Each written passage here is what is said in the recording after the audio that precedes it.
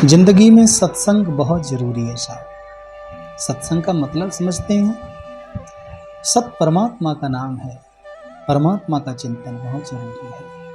परमात्मा का नाम भजना बहुत जरूरी है साहब। सत्य का संग करना बहुत जरूरी है। मेरे गोविंद नाम की चर्चा जितनी हो उतनी कम है साहब, बहुत कम। देखिए, गोविंद की कथाओं को सुनना बहुत ही ज़्यादा महत्वपूर्ण है, क्योंकि एक जगह ये बात भागवत में आती है कि जिन कानों ने कभी श्रीमद् भागवत कथा नहीं सुनी वो कान तो चूहे के बिल के समान होते हैं साहब। और सुनो, एक बार नैमिषारण्य में सूत जी बैठे हुए थे। शौनक ऋषि पहुंच गए, जाकर के प्रश्न कर दिया कि अज्ञान ध्वांत विध्वंस कोटि सूर्य समप्रभ सूताख्या हि कथा सारम मम करण रसायनम।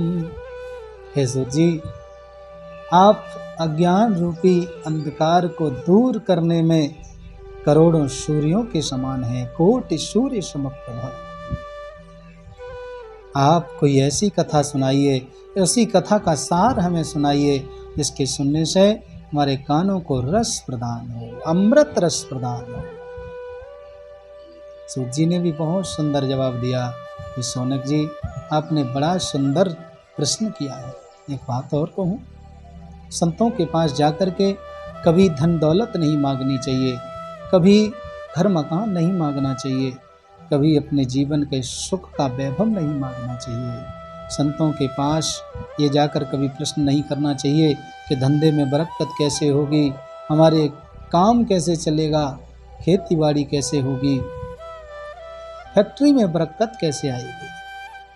अगर संतों से प्रश्न करना है तो केवल एक प्रश्न करो कि गोविंद मिलेगा या नहीं, प्रभु मिलेंगे कि नहीं। संतों का चढ़ और अन्न का कड़ इंसान को कभी बर्बाद नहीं करना चाहिए।